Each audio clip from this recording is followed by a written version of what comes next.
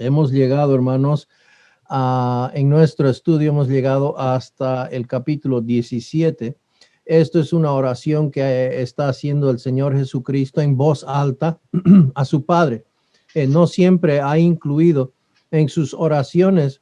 Generalmente Jesús, cuando iba a orar al Padre, se retiraba y él iba solo por muchas veces, por muchas horas, o pasaba la noche en oración mientras sus discípulos dormían.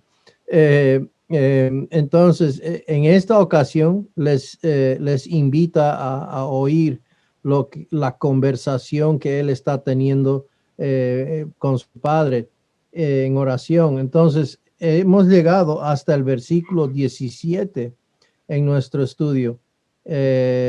Si no me equivoco, me corrige hermano Abraham si estoy mal. Creo que estamos en el 17. ¿Correcto?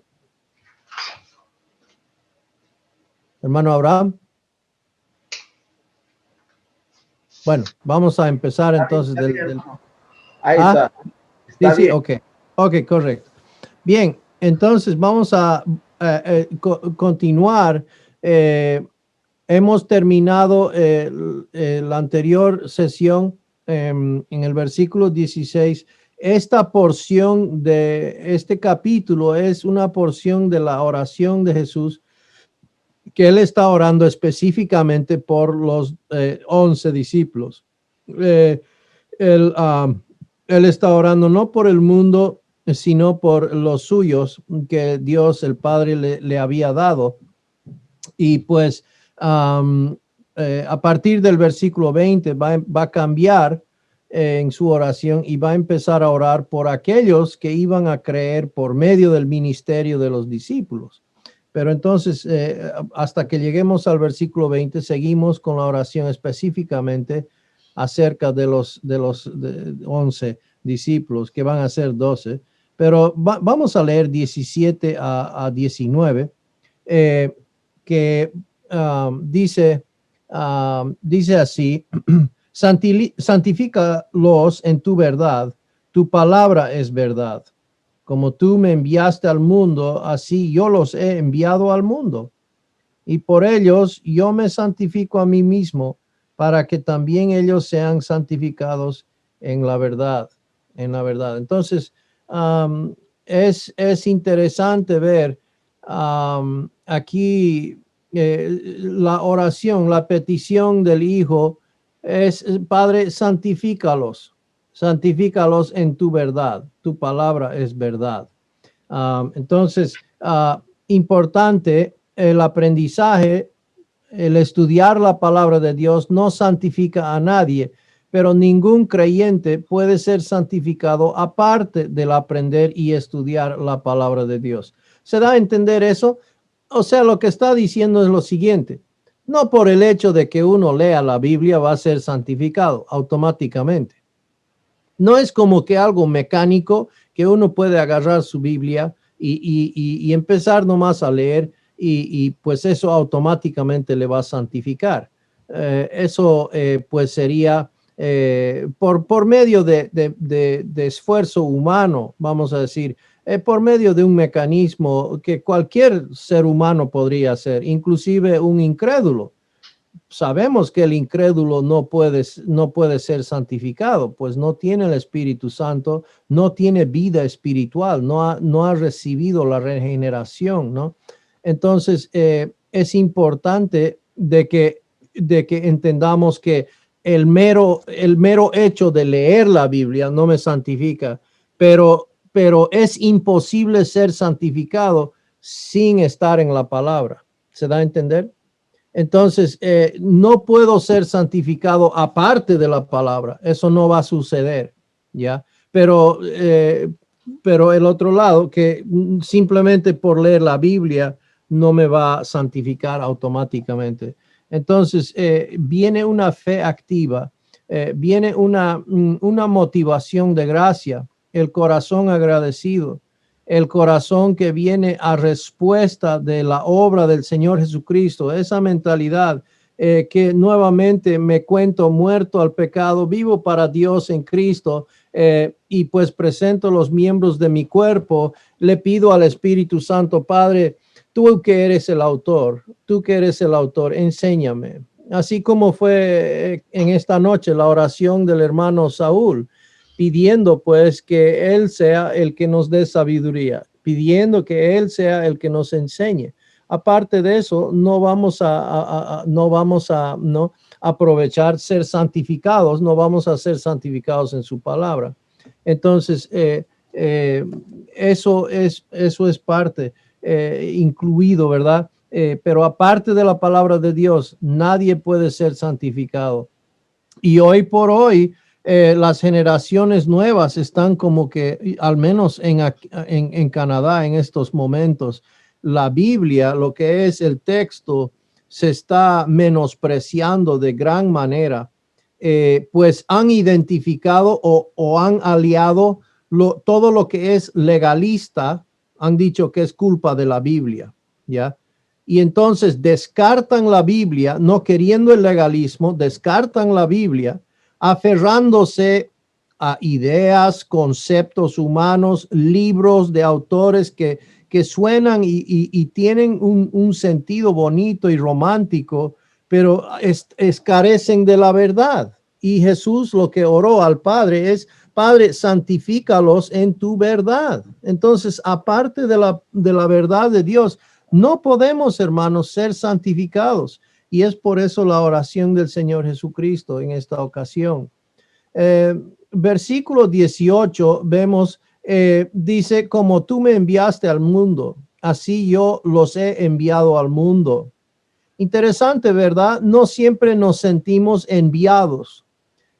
No siempre nos vemos alineados, como Jesús, en el sentido de que somos enviados.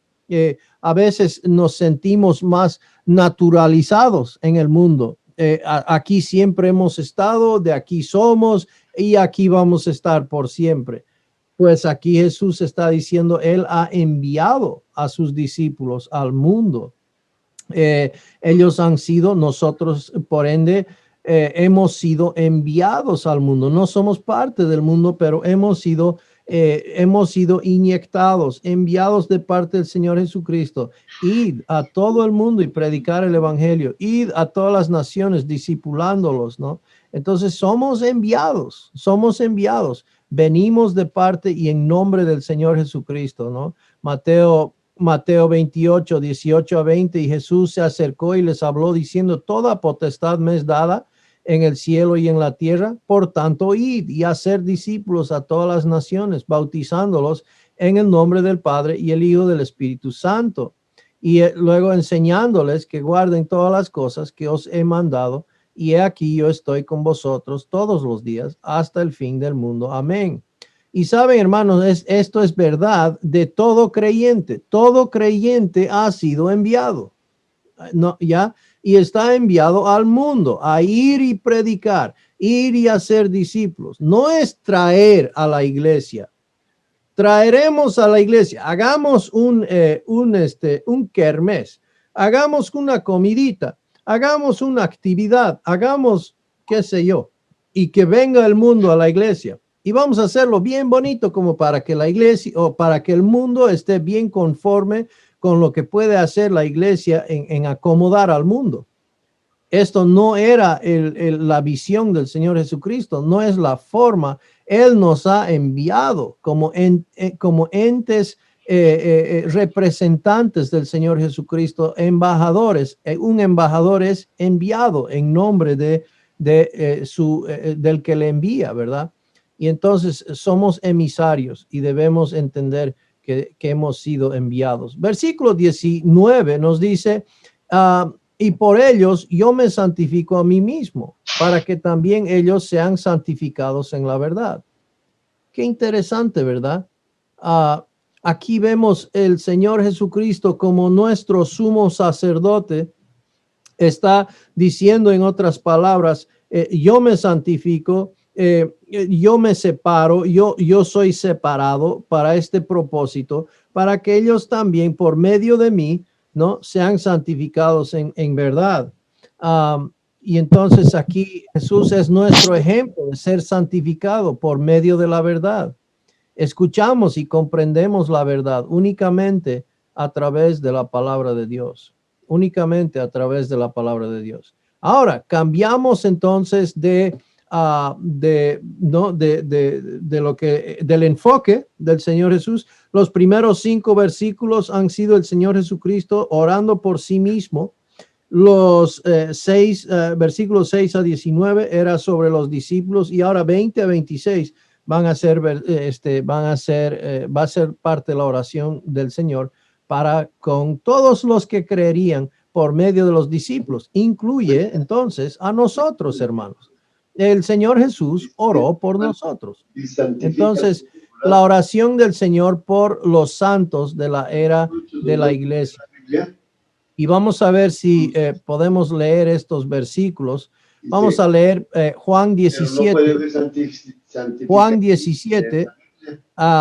Porque un incrédulo puede leer la Biblia, pero no es santificado. Voy a mutear. Ok, muy bien. Entonces, vamos a leer 20 al 26. Bien. Dice, mas no ruego solamente por estos, sino también por los que han de creer en mí por la palabra de ellos. Entonces, para que todos sean uno, como tú, oh Padre, en mí y yo en ti, que también ellos sean uno en nosotros, para que el mundo crea que tú me enviaste. Entonces, la gloria que me diste, yo les he dado para que sean uno, así como nosotros somos uno. Yo en ellos y tú en mí, para que sean perfectos en unidad, para que el mundo conozca que tú me enviaste y que los has amado a ellos, como también a mí me has amado. Versículo 24. Padre, aquellos que me has dado, quiero que donde yo esté, también ellos estén conmigo, para que vean mi gloria que me has dado, porque me has amado desde antes de la fundación del mundo. Versículo 25, Padre justo, el mundo no te ha conocido, pero yo te he conocido y estos han conocido que tú me enviaste. Y por último, y les he dado a conocer tu nombre y lo daré a conocer aún, para que en amor con que me has amado esté en ellos y yo en ellos. Vemos aquí entonces lo que tiene que ver. El Señor Jesucristo está hablando de relacionarse. Así como el Padre y el Hijo se relacionan o tienen una amistad, una relación de comunión entre Padre e Hijo. El Hijo ahora, Jesús está pidiendo que esa misma comunión y esa manera de unidad exista en nosotros con el fin del propósito que Él tiene de edificar su iglesia. Es decir, por medio de la forma en que los creyentes se aman unos a otros, es una de las mejores maneras de comunicar el evangelio, el amor que el Padre tiene para con el Hijo, el amor con que el Padre tiene para con el mundo, el amor para con el Hijo tuvo en venir, y ese amor que podemos ejemplificar y demostrar entre creyentes, pues, es una de las mejores maneras de ser de testimonio al mundo para que lo conozcan a Dios de una manera de testificar. Obviamente nadie puede ser salvo por mirar ese amor ejecutado, pero sí abre las puertas, da un testimonio a poder compartir el evangelio. Qué feo es cuando entre creyentes no se llevan y el testimonio de la iglesia, el testimonio del nombre del Señor Jesús es dañado en esa comunidad y nadie quiere escuchar el evangelio cuando eso sucede, ¿no es cierto? Y eso entonces Jesús está orando en esta situación, que no sea, Padre, así, que haya más bien unidad. Bien, vamos entonces, aquí Jesús amplió su súplica para orar por nosotros también, los que iban a creer por medio de su ministerio.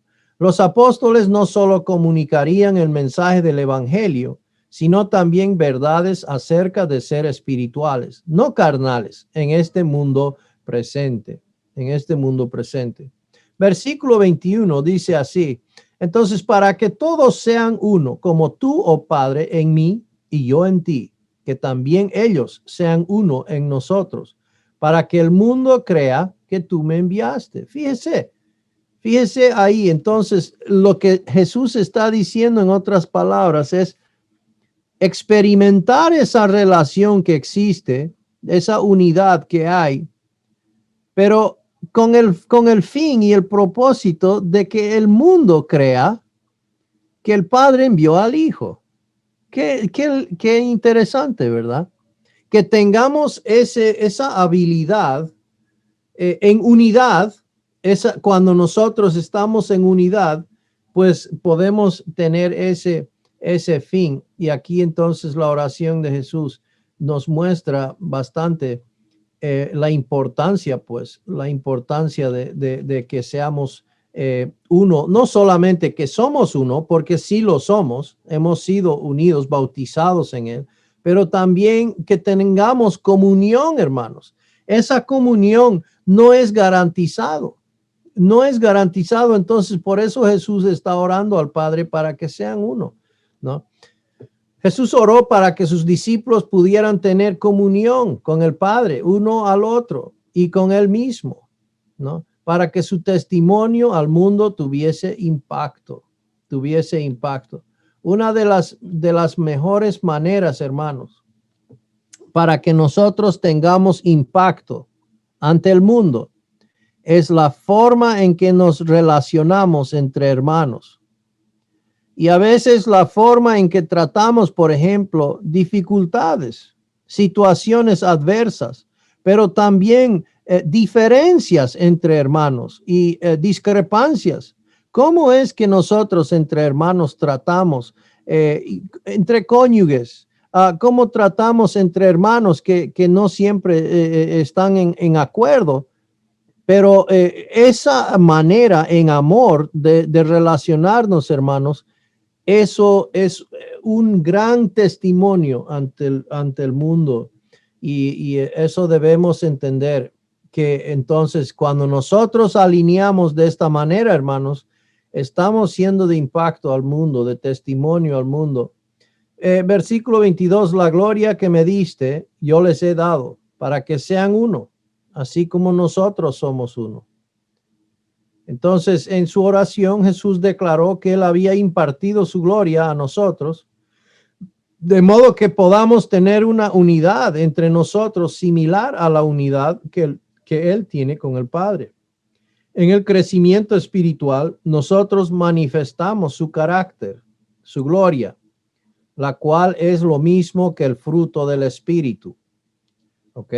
Entonces, el carácter del Espíritu, el fruto del Espíritu, lo que produce el Espíritu en nosotros, es de gloria en gloria, ¿no? Esa gloria que hemos recibido, esa gloria que viene pues de parte de lo que el Señor opera en nosotros, pues eso a través de nosotros también esa gloria es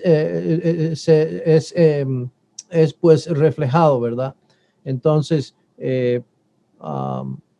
versículo 23 dice así: yo en ellos y tú en mí, para que sean perfectos en unidad, para que el mundo conozca que tú me enviaste y que los has amado a ellos como también a mí me has amado.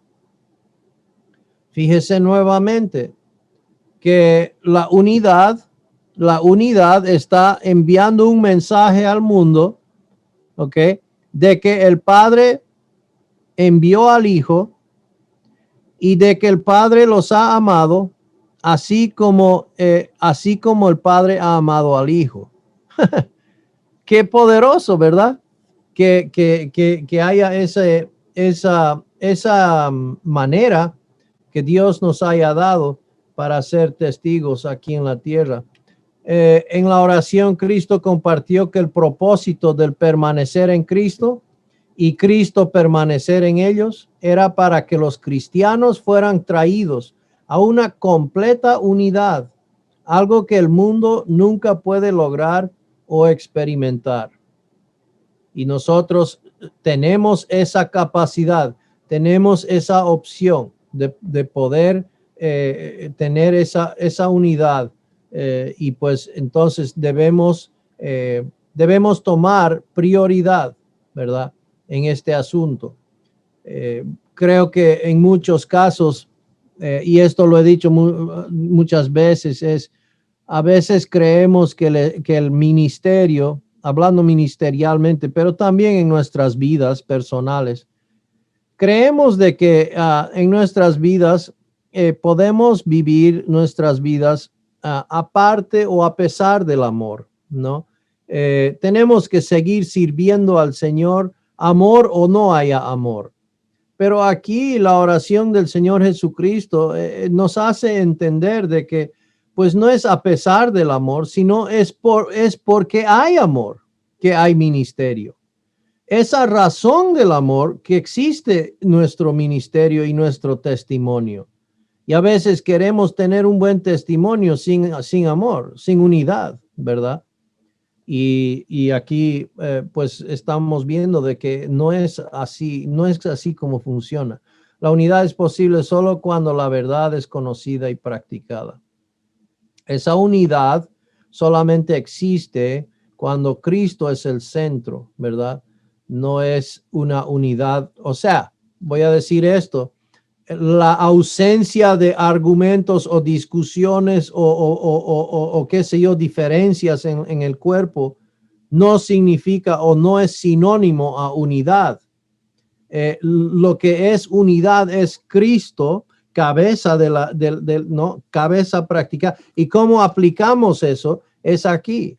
La unidad parte de las escrituras, de la doctrina, del evangelio, con Cristo en el centro y su obra, ¿verdad? Y es parte de ahí, mejor dicho, que tenemos, es nuestra unidad. No aceptes a aquellos que declaran Cristo une, pero las doctrinas dividen. ¿Alguna vez ha escuchado eso? No, mejor no abarquemos las doctrinas, pues dividen, ¿verdad? Eso es falso, hermanos. Eso no es lo que enseña la palabra. O la ortodoxia bíblica no importa. En Juan 17:20 dice que Dios tiene un mensaje para nosotros creer y comunicar. Debemos ser entrenados, hermanos, para comunicarlo con precisión, con valentía y con certeza. Juan 8:32 dice, y conoceréis la verdad y la verdad os hará libres. Os hará libres. Libres para servir, libres para poder amar el uno al otro. Esa verdad nos trae la libertad para ser eficaces para el Señor. Aparte de eso, andamos pues en tinieblas, en oscuridad, en confusión, en decepción, en engaño, ¿verdad? Entonces, los que dicen que la unidad es posible, aún sin estar de acuerdo con verdades bíblicas, están manejando mal las escrituras, ¿ya? Están manejando mal las escrituras. Hechos 20:27, porque no he rehuido anunciaros todo el consejo de Dios, ¿no? Pablo hablando aquí de que no se había dado por vencido. El propósito que él tenía era de compartir todo el consejo de Dios. Primera Timoteo 4:16 nos dice, ten cuidado de ti mismo, Timoteo, y de la doctrina. Persiste en ello, pues haciendo esto te salvarás a ti mismo y a los que te oyeren. Es decir, te salvarás en el sentido santificación. ¿Cómo somos santificados? Jesús dijo en este pasaje, santifícalos en tu verdad. ¿Cómo iba a santificarse o salvarse Timoteo en el sentido del poder del pecado? Iba a hacerlo por medio de persistir en la doctrina, y no solamente a él mismo, sino por medio de que él iba a persistir, también los que le oyeren iban a ser salvos. En el sentido, pues, de ser santificados, ¿verdad? Así como Jesús oró, ¿no? Luego, 2 Timoteo 1:13, retén la forma de las sanas palabras que de mí oíste, en la fe y amor que es en Cristo Jesús. Bien, entonces, Juan 17:23b, la oración de Jesús se enfocó en el segundo tiempo de la salvación, la liberación de Dios, de nosotros, del poder del pecado, mientras estamos en la tierra. El conocimiento de la verdad es valioso para que esta liberación sea una realidad, cuando vamos a Gálatas, capítulo 5, versículo 1, dice, es que prácticamente, bueno, vamos a leerlo rápidamente. Gálatas, capítulo 5, versículo 1, Pablo dice a continuación de que hemos sido evidentemente libertados. Dice, estad pues firmes en la libertad con que Cristo nos hizo libres. Tiempo pasado nos hizo libres, ¿ok? Cuando hemos sido libertados del poder del pecado, de la pena del pecado en un momento del tiempo, bien, hemos sido, pero nos libró en ese momento, ¿para qué? Para que caminemos en libertad, ¿no? Y eso entonces requiere un permanecer en Cristo, requiere estar pues santificándose en su palabra, ¿ok? Y eso entonces no es garantía de todo creyente, ¿ok? Es solamente aquel que lo practica por la fe, ¿verdad? Es solo aquel que está permaneciendo en Cristo y caminando por la fe en dependencia del Señor, en su gracia. Entonces, muy importante, hermanos, que ninguno de nosotros lo tenemos la santificación garantizada. Lo que sí tenemos es la glorificación. Un día seremos glorificados, pero algunos creyentes, como habla la palabra, serán salvos, aunque por fuego, ¿ya? ¿Por qué? Porque en su vida cristiana, ¿ok? No fueron santificados, no caminaron siendo santificados en la verdad. Lo dieron por dado, fueron salvos de la pena del pecado y serán pues glorificados y pues serán salvos, pero así como por fuego. Y eso no es el propósito de la gracia de Dios. Él tenía lindos y hermosos propósitos para nosotros. Entonces, la liberación de Dios de nosotros del poder del pecado mientras estamos en la tierra. El conocimiento de la verdad es valioso para que esta liberación sea una realidad. Dios desea que sea una realidad en todos sus hijos. Ahora vamos a mirar aquí. La santificación viene por medio de la verdad. La palabra de Dios es verdad. La palabra de Dios es verdad.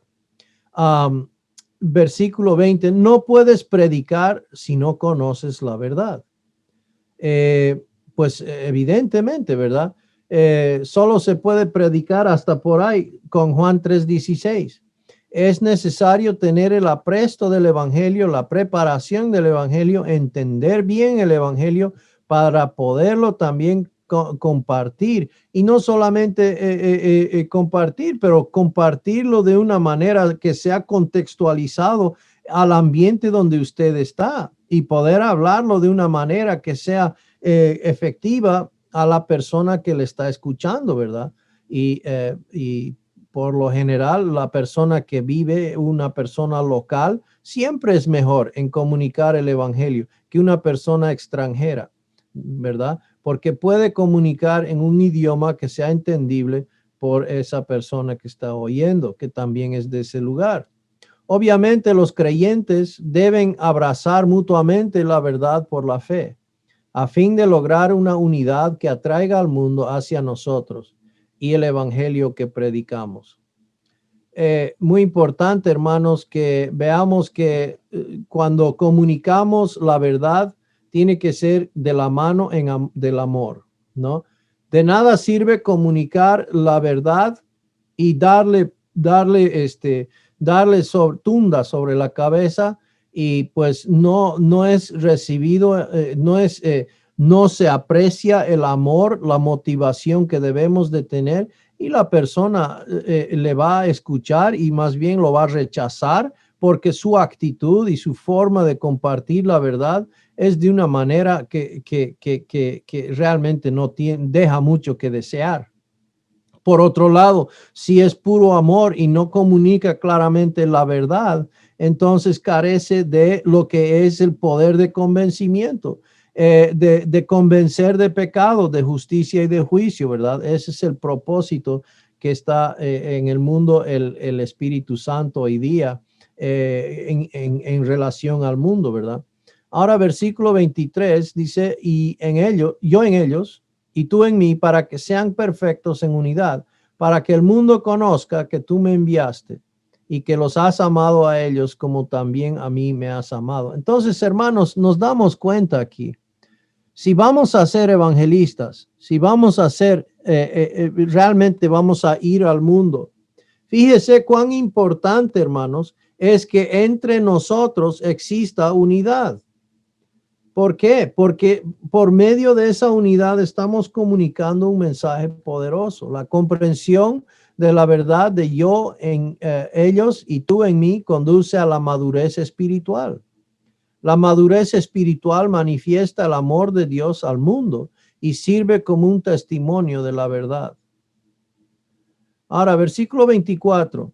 Padre, aquellos que me has dado, quiero que donde yo esté, también ellos estén conmigo, para que vean mi gloria y que me has dado, porque me has amado desde antes de la fundación del mundo.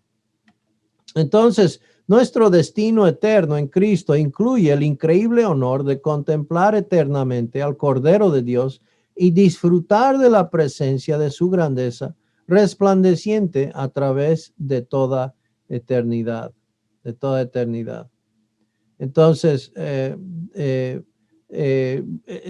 a pedido del Señor Jesucristo, él dijo, Padre, los que me has dado, porque somos un regalo de parte del Padre para el Hijo, los que me has dado, quiero que estén conmigo, ¿no? En donde yo estoy. Entonces, así se hará y por siempre estaremos al lado del Señor Jesucristo. Versículo 25, Padre justo, el mundo no te ha conocido, pero yo te he conocido y estos han conocido que tú me enviaste.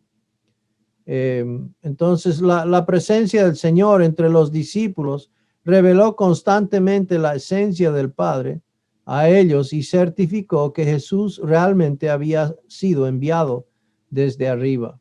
Habían creído que el Padre había enviado al Hijo, ¿verdad?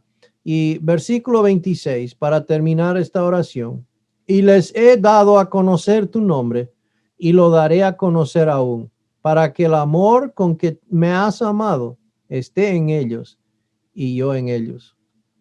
Entonces Jesús terminó su oración diciendo que él ya les había enseñado acerca del Padre y que así continuaría haciéndolo.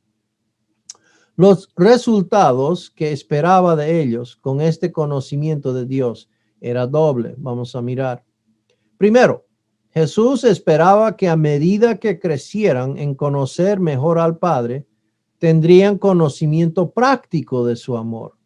Y eso es importante, ¿verdad? Porque aquí el amor con el cual se está relacionando o mencionando el Padre y el Hijo es un amor a base de acción. El Padre dando al Hijo, ¿ok? Se da cuenta, Dios está actuando. No es un amor no es un amor teórico, no es un amor que pues hubo, aunque hubo un amor perfecto, y hay un amor perfecto entre el Padre y el Hijo, y es un amor eterno, es un amor que siempre ha existido y es perfecto, pero no está hablando de eso aquí específicamente Jesús. Jesús está hablando de un amor que está en acción, que el mundo conozca el amor del Padre como el hecho que el Padre dio al Hijo, ¿ok? ¿Cómo demostró su amor? Dando al Hijo.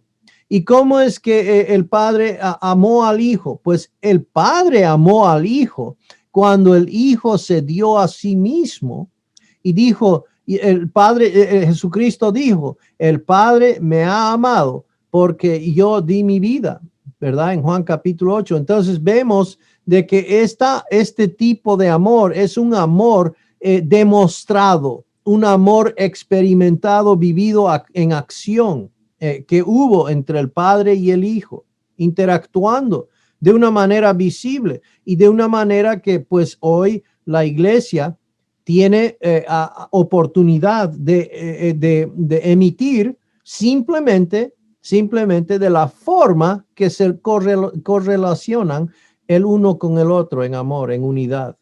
Y entonces nuestro amor el uno con el otro, ¿cómo debe de ser? No teórico, hermanos, sino en acción.